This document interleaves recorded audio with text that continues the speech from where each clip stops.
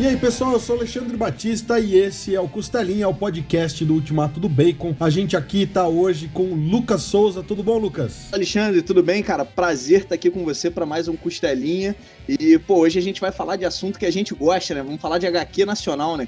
Cara, a gente tem se esforçado em trazer, né, cara, esse cenário, porque infelizmente no Brasil, acho que por conta do mercado editorial nosso mesmo, que sempre jogou, né, tudo que jogava era Marvel, DC e jogava Disney, muita gente não sabia que os quadrinhos da Disney eram feitos por artistas brasileiros, ou até mesmo lá atrás Maurício de Souza, que não dava crédito para roteirista e artista, realidade que mudou. Então eu acho que a gente que é mais das antigas aí, dos anos 80, a gente meio que se forçou a conhecer os cenários de quadrinho nacional, né? Óbvio que tinha Laerte, Angeli e a galera, né, de São Paulo pesadona ali, mas o cenário independente polvilhava, né, cara? E ainda mais hoje, né? Eu acho que a gente tá num cenário atual muito prolífero, assim, e a gente tem esse esforço aí no Ultimato do Bacon de mostrar pra galera esse material e principalmente material de qualidade que tem saído por aí. Então conta lá, Lucas, quem que a gente tá recebendo hoje? Hoje eu vou ter o prazer de a gente trocar com o Felipe Canho. Cara, eu tive a oportunidade de conhecer, não conhecia o trabalho dele ainda. Eu acho que os eventos que a gente tem aqui no Brasil têm ajudado muito a gente poder conhecer trabalhos novos. Conheci o trabalho do Felipe na CCXP do ano passado. Então tive a oportunidade de ter contato com o universo da Ruiva e hoje a gente vai receber ele aqui, cara, para falar um pouco mais disso, né? Até porque a gente tem campanha aí da aberta no Catarse para HQ nova. Então, Felipe, obrigado, cara, um prazer ter você aqui hoje. Cara, eu queria agradecer o convite de vocês, foi muito bacana. Primeiro receber o e-mail dizendo que você tinha gostado tanto do quadrinho, né, da saga dos Corvos. E vem boa hora esse convite, né? Como você falou, a gente lançou aí um novo título do universo na terça-feira, o Nação Sombria, que traz uma protagonista nova.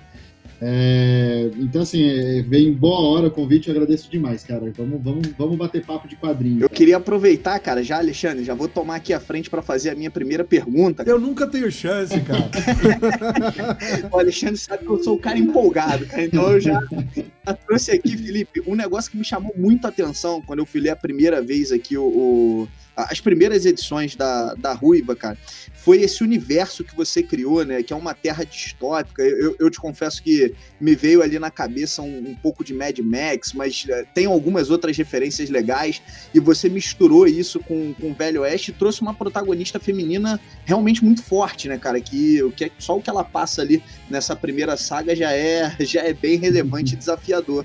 Eu queria te ouvir, Felipe, um pouquinho de quais foram as referências que você trouxe, como é que nasceu esse universo da Ruiva aí? Cara, foi uma coisa que nasceu bem orgânica, tá? Não foi nada assim planejado, não teve nenhuma fórmula, as coisas foram acontecendo, né? Então, em 2015, eu lancei um quadrinho chamado 321 Fast Comics, que era uma coletânea de curtas histórias, onde todas as histórias tinham que seguir 3 regrinhas básicas, todas elas tinham que ter 3 páginas, 2 personagens e um final surpreendente.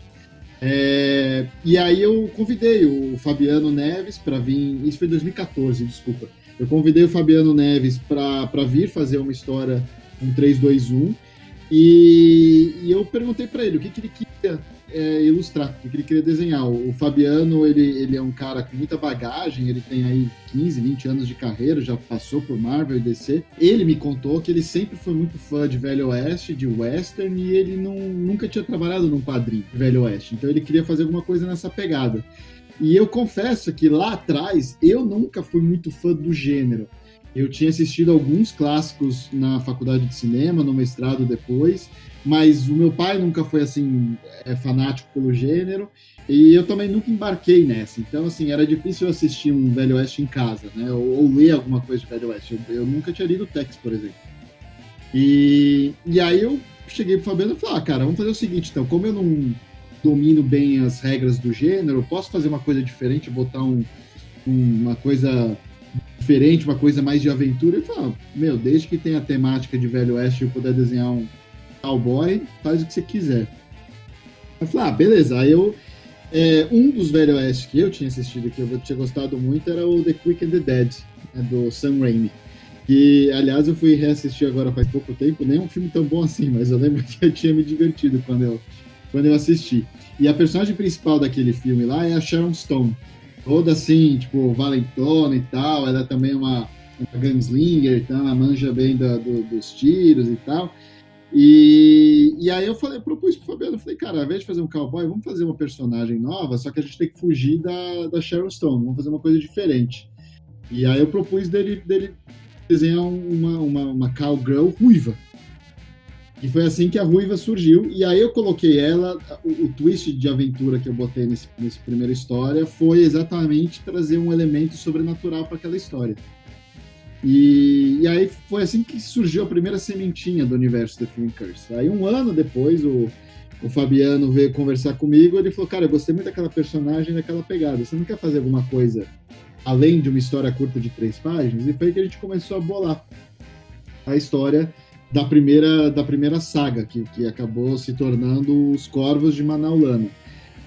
A gente já tinha estabelecido que aquele era um velho oeste que tinha uma pegada sobrenatural, e já tinha estabelecido quem seria a protagonista. Aí eu comecei a pensar num monstro para ela enfrentar.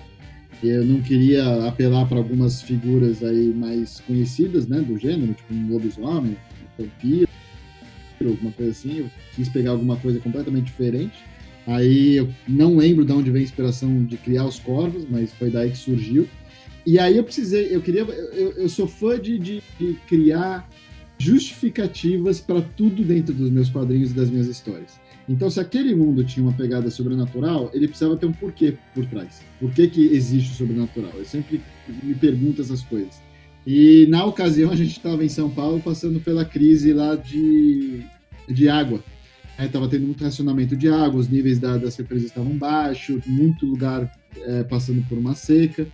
E aí eu falei, quer saber, cara, o motivo então vai ser que esse mundo é um mundo que não tem água, a maior parte da água dessa terra alternativa aí sumiu, a água hoje é uma commodity, é um elemento tão raro que é usado como moeda, e aí as pessoas começaram a abraçar maldições e o sobrenatural exatamente como ferramentas para sobreviver nesse mundo. Tá aí a história de como surgiu então a primeira saga da Ruiva, né, que são a saga dos Corvos de Manaulana, que foi uma história que a gente contou em 6 edições aí, Fabiano. É sensacional. Eu acho que é legal pelo menos essa breve explicação que você deu. Tem um negócio que às vezes a gente debate aqui muito, né? Acho que acontece muito com sagas relacionadas a zumbi. A gente tá muito com The Walking Dead ainda fresco na cabeça, de a gente não ter explicação nenhuma, né? E a gente fica naquela, cara, não precisa ser uma explicação de PhD científica e tal, mas me dá alguma coisa pelo menos pra eu embarcar na viagem, né? Então Essa era a ideia. Achei legal essa temática que você trouxe. E aí, falando da personagem, cara, você falou um pouquinho de como ela nasceu, do visual. Como é que você... Porque o terror que você trouxe ali, um negócio que eu achei muito bacana, e que eu te confesso, quando eu comecei a ler as 2 primeiras edições, eu ainda tava com um pouco de receio, é que fosse realmente virar aquele terror mais... que perdesse o tom aventuresco que você deu pro começo da história, né? Que por mais que a gente tenha elementos sobrenaturais, ele acaba se mantendo.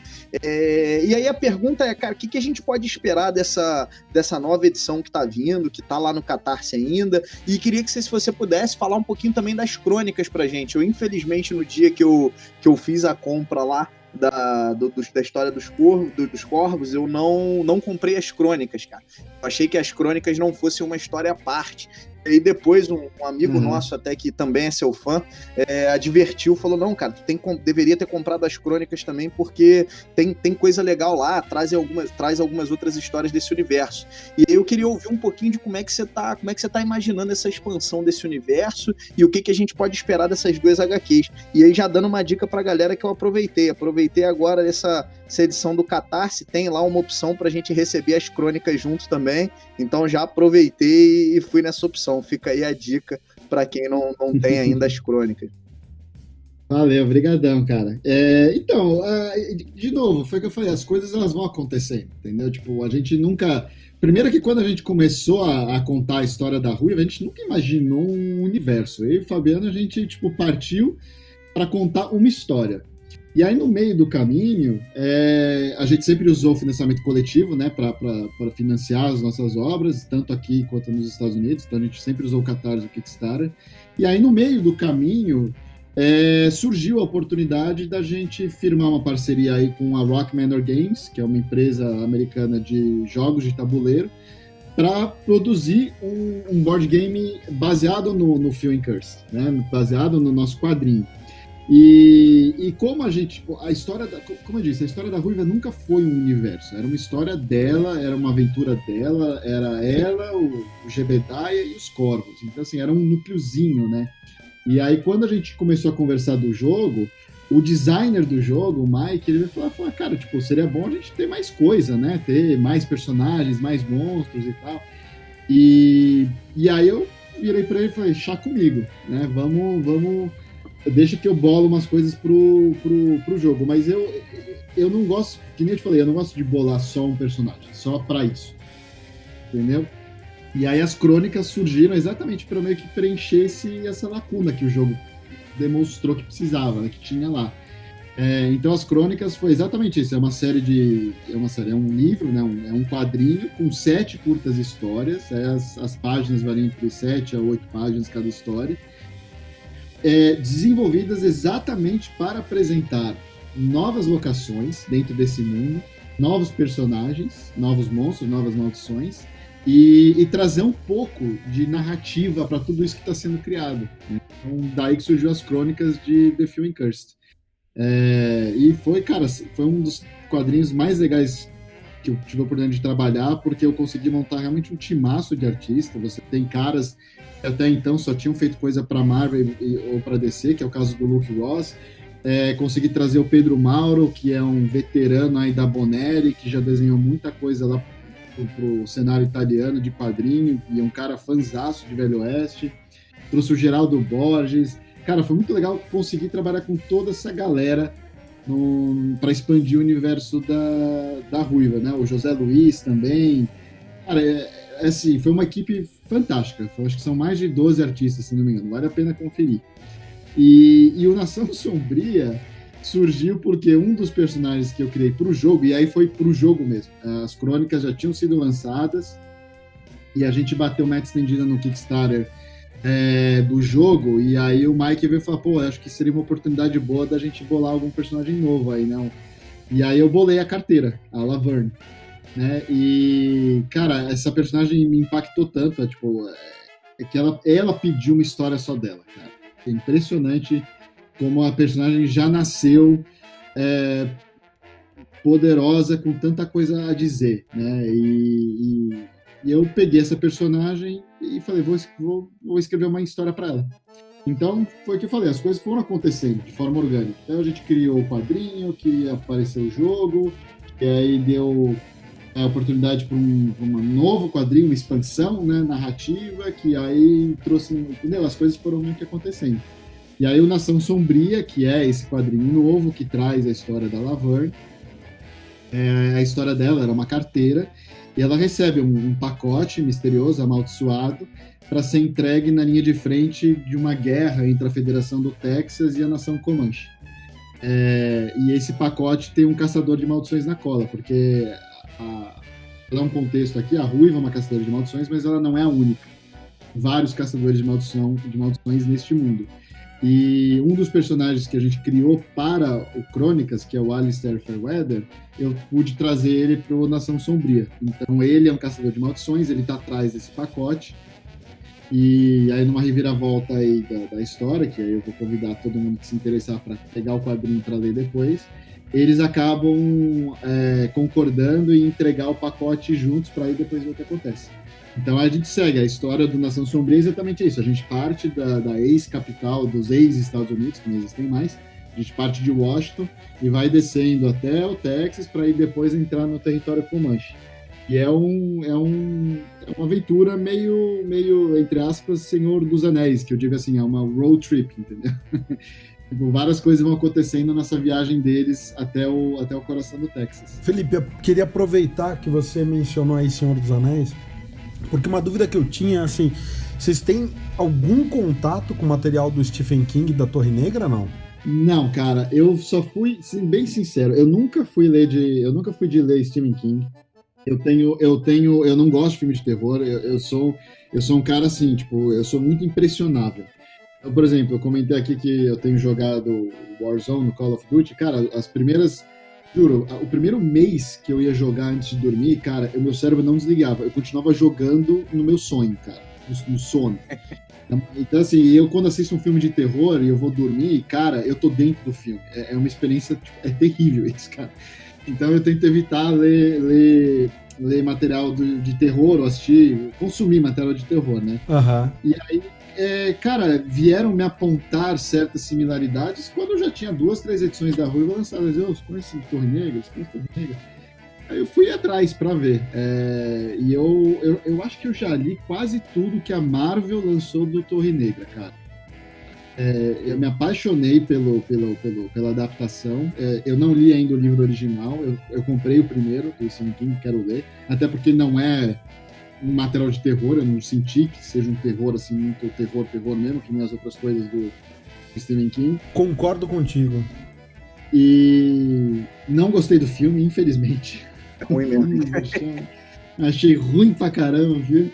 Mas foi isso. Então, assim, e eu vou te falar que nem tem similaridades. Tendo lido agora, isso, uma coisa que eu me cobro muito é tipo assim, eu não gosto de ouvir que alguma coisa que eu faça lembre outra. Isso me incomoda demais. Esse foi um processo que eu passei. Meu primeiro quadrinho, Lost Kids, ele era tipo uma miscelânea de tudo que eu gostava crescendo, né, quando criança, adolescente e tal, então tem muitos elementos de Final Fantasy, de Caverna do Dragão, de Goonies, e ficou aquela salada mista, mas claramente você consegue ver as influências.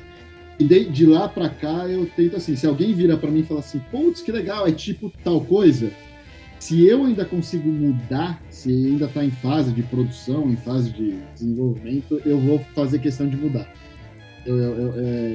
Às vezes não dá, tem tanta coisa no mundo que tipo, as comparações são inevitáveis. Eu nunca vou me ofender de alguém virar para mim, isso aqui parece isso. Tipo, não. Mas muitas vezes a pessoa que fala isso, eu nem conheço o que o cara está apontando. E aí eu, como autor, faço questão de ir atrás desse material que a pessoa apontou para ver onde estão as similaridades e se elas realmente existirem, se não for uma interpretação, só uma pessoa que me apontou isso, eu vou tentar mudar. Saquei. Eu justifico a minha pergunta não porque eu tenha achado que é similar, né, que seja parecido, mas é porque quando você citou Senhor dos Anéis, o Stephen King, no prefácio do Pistoleiro, ele fala isso. Ele falou, eu era apaixonado por Senhor dos Anéis e eu queria escrever o meu Senhor dos Anéis. E aí você percebe que o primeiro livro é de 77 e o último é agora de 2009, eu acho que é. Então, o cara levou 30 anos pra fazer a saga toda, né? E ele, no primeiro livro, você percebe que ele tá tentando imitar aquela jornada da Terra-média, né? Da Irmandade do Anel ali. E do primeiro pro segundo já tem uma mudança grande. É meio que aquela coisa do cara, ele se achou no que ele queria escrever. E no final, ele faz uma saga tão grandiosa quanto O Senhor dos Anéis, embora não tenha o mesmo apelo popular. Mas é uma saga grandiosa e tem uma pegada bem legal mesmo. E ele fez o Senhor dos Anéis dele, só que não é o Senhor dos Anéis, entendeu? Então você saca da onde vem aquela inspiração dele de querer fazer o Senhor dos Anéis. No primeiro livro ele tá muito coladinho ali em alguns elementos. Depois que ele se desprende disso, aí ele faz uma história de fato interessante. E aí eu te perguntei se tinha essa inspiração, justamente porque eu acho que é um universo que a única coisa que toca ali é o lance dos pistoleiros, né? De ser uma coisa meio Velho Oeste. Tirando isso, eu acho que realmente não tem nenhuma outra similaridade. Então eu só perguntei, porque a hora que você falou que é uma coisa meio Senhor dos Anéis, eu falei, será que ele de fato se inspirou na Torre Negra, assim, nem que seja, né, como raiz ali? Mas é isso. Então, eu nem sabia disso, porque foi o que eu te falei, eu comprei o primeiro livro do Torre Negra, mas eu não li ainda. Tá na lista aqui. Mas, cara, curioso isso, engraçado. Eu li Senhor dos Anéis no colegial, me apaixonei, eu tava, tipo... aí que tá, eu sempre, na minha cabeça, o Lost Kids seria o meu Senhor dos Anéis, entendeu? Hoje o que acontece, cara, as coisas tomam outros rumos na vida. Hoje o meu, entre aspas, Senhor dos Anéis, o meu universo, o meu grande universo que tá expandindo é o universo da Ruiva. E que, cara, foi o que eu falei, a gente, tipo, nunca imaginou que fosse se expandir desse jeito, cara. Tipo, e a gente tem muita coisa planejada. Eu tenho, tipo, outras já 4 histórias que eu quero contar dentro desse universo que nem tem a Ruiva como protagonista. Tipo, fora o Nação Sombria, entendeu? Porque ficou um mundo muito rico. As coisas foram acontecendo que hoje é um mundo rico, entendeu? Então, por exemplo, uma das coisas que certamente eu vou querer voltar a explorar, tem 2 histórias nas crônicas, que é qual foi o impacto da falta de água no Oriente Médio na mesma época ali do Velho Oeste. Porque, assim, a gente pensa nos anos 1800 e pouco, a primeira coisa que vem na nossa cabeça é o Oeste Americano, né? O Velho Oeste Americano. Mas tem todo um mundo em volta. O que estava acontecendo no Oriente Médio, na Ásia, em 1800 e pouco, é bem diferente do que estava acontecendo no Oeste Americano, entendeu? E aí eu quis pegar isso e extrapolar. E aí eu fui estudar um pouco a cultura persa para ver que tipos de mitologia eu conseguiria brincar nessa questão, tipo, do sobrenatural lá na Pérsia. Entendeu? Aí eu bolei uma história curta que se passa na Pérsia, dentro das crônicas. E essa é uma das coisas, é um dos materiais que eu vou querer revisitar em algum momento. Muita coisa bacana, cara. Eu fiquei animado. Até um ponto legal que você falou, Alexandre também concordou. Eu sou fanzaço da Torre Negra, acho que é uma das coisas talvez mais viajadas que eu já li na minha vida.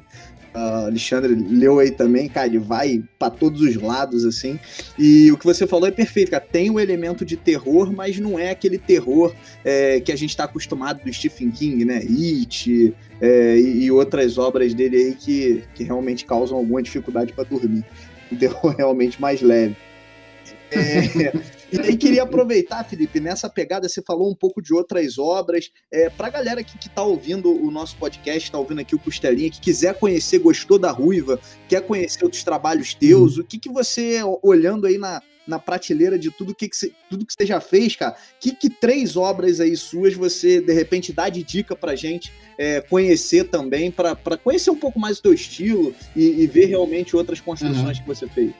Cara, eu te falo assim, uma das coisas que mais me anima quando eu pego um quadrinho para fazer, um roteiro de alguma coisa para fazer, é brincar nos mais diferentes gêneros. Então, o universo do Finkhurst é um velho oeste pós-apocalíptico, mas eu já escrevi sci-fi, já escrevi comédia romântica, já escrevi o próprio Lost Kids, que eu falei que era para ser meu Senhor dos Anéis, né? Então é um quadrinho de fantasia.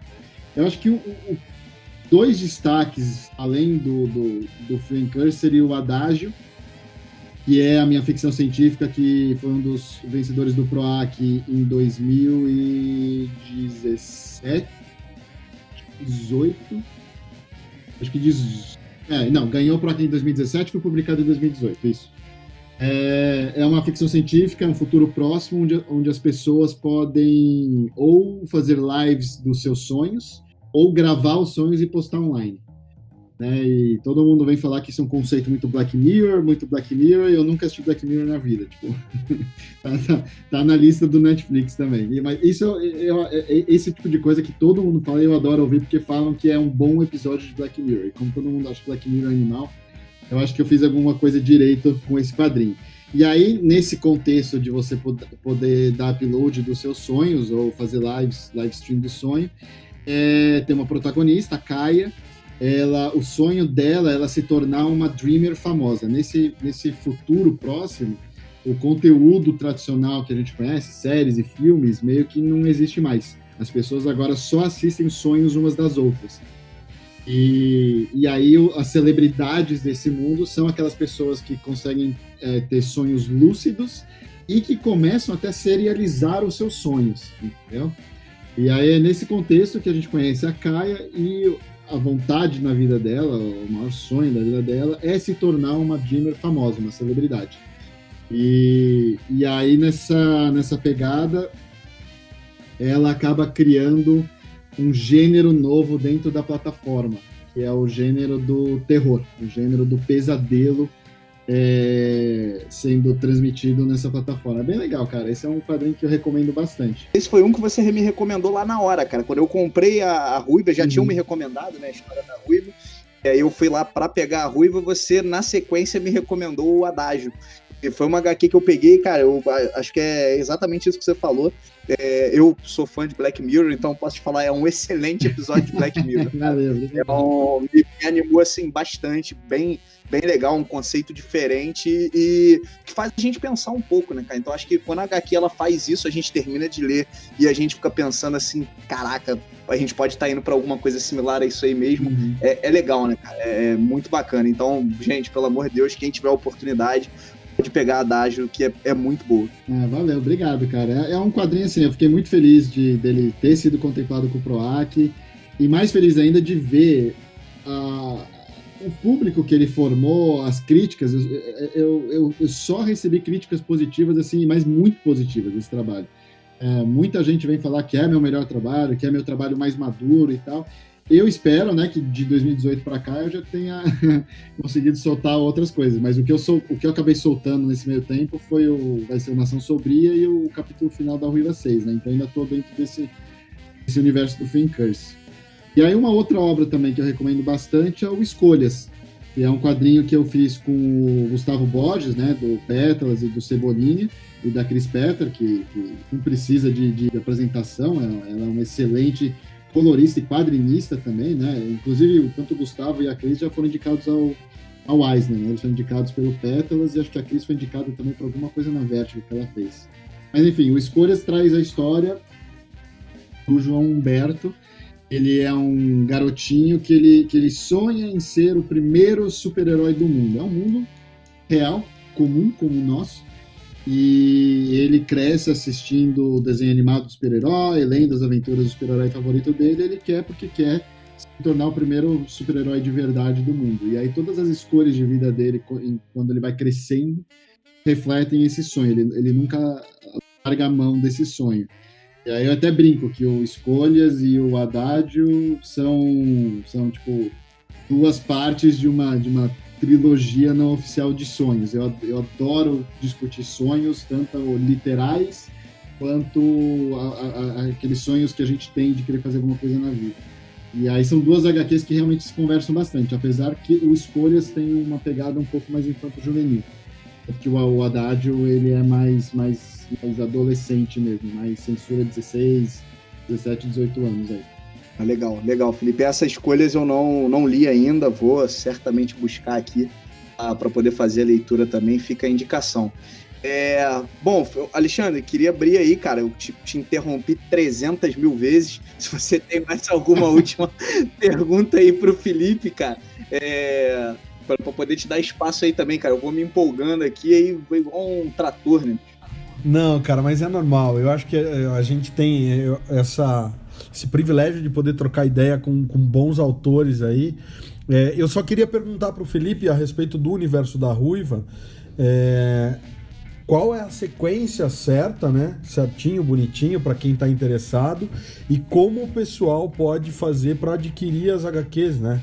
Se tem algum caminho aí, algum site, porque eu tava dando uma olhada antes, né? A gente tem, por exemplo, Adágio e Escolhas estão na Amazon, inclusive, né? Que daí super simples para muita gente, né? Uhum. A gente sabe que para os autores que às vezes são mais independentes, não é o melhor caminho você ir atrás da Amazon. Então, quero abrir espaço para você dizer pra galera como ir atrás de Few and the Cursed e todo esse universo da Ruiva e por onde comprar mais fácil e tudo mais. Tanto o Adágio quanto o Escolhas tiveram distribuição nacional por editoras. A AVEC distribuiu o Adágio e a Novo Século distribuiu Escolhas. Então, por isso que eles estão na Amazon, super acessível, só procura lá ou procura pelo meu nome que vai achar.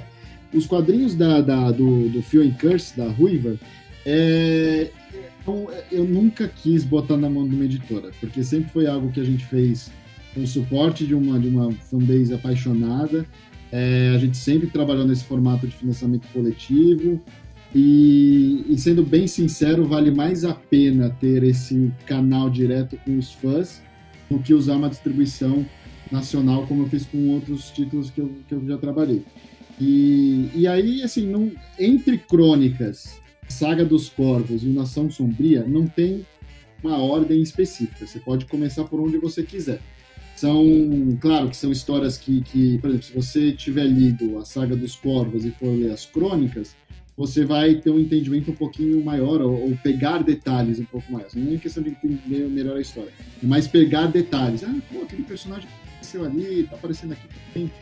Mas elas são bem independentes uma da outra. Então você pode ler o Nação Sombria, e depois ler a Saga dos Corvos, e depois ler as Crônicas. Aí, para explicar, a Saga dos Corvos são 6 edições, formato americano, né? Então são revistas com 32 páginas cada uma.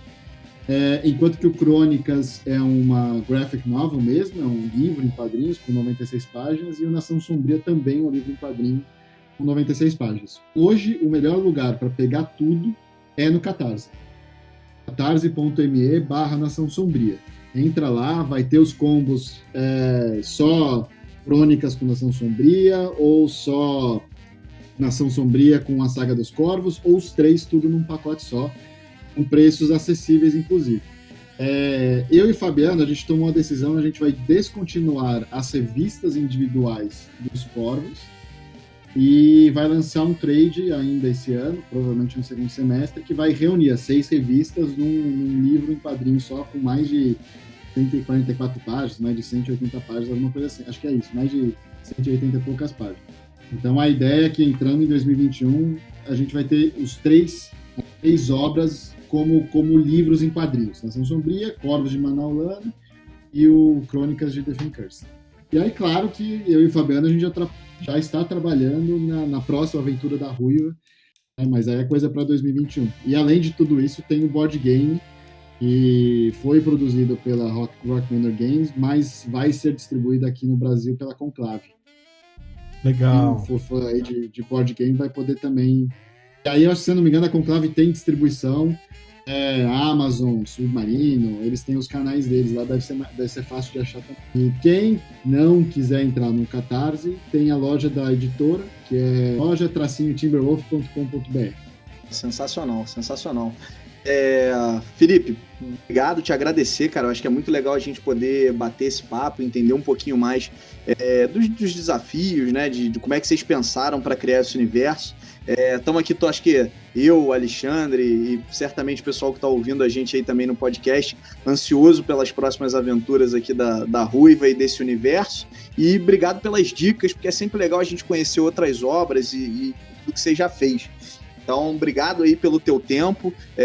Vou passar aqui a palavra para Alexandre. Alexandre, e assim, nesse ritmo aí de caderninho na mão, muita coisa para comprar, que a gente vai encerrando a costelinha. É isso aí. Eu quero agradecer também o Felipe, em nome do Ultimato do Bacon, Costelinha. Reforçar os agradecimentos do Lucas, Felipe. Obrigado mais uma vez, cara. Queria agradecer muito vocês pelo convite. É sempre um prazer conversar das coisas que eu faço. Eu me sinto assim, muito abençoado mesmo de trabalhar naquilo que eu amo.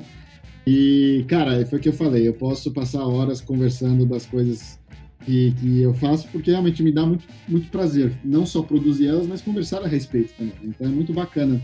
E o mais legal de trabalhar com histórias, né, e aí não é só história em quadrinho, é você se conectar diretamente com o leitor, né? Então, tipo assim, eu adoro ouvir feedback, ouvir que as pessoas curtiram a história, que elas interpretaram alguma coisa que eu coloquei dentro da história de uma maneira que eu nem imaginava. Então, assim, realmente é um prazer enorme estar aqui trocando ideia com vocês. Muito obrigado, viu, gente? A gente que agradece, Felipe. E é isso aí, pessoal. Se você ouviu o Costelinha até agora, a gente agradece a sua audiência. Confere lá no Catarse, ainda tem uns diazinhos aí pra até que feche o Catarse de Nação Sombria. Aproveita a chance, é o que o Felipe falou, já pega aí as 3 edições. E se liga que semana que vem tem mais Costelinha pra você. Também confere o que tá lá no Ultimato do Bacon de matéria, review e outros conteúdos pra vocês. Semana que vem tem mais. Valeu!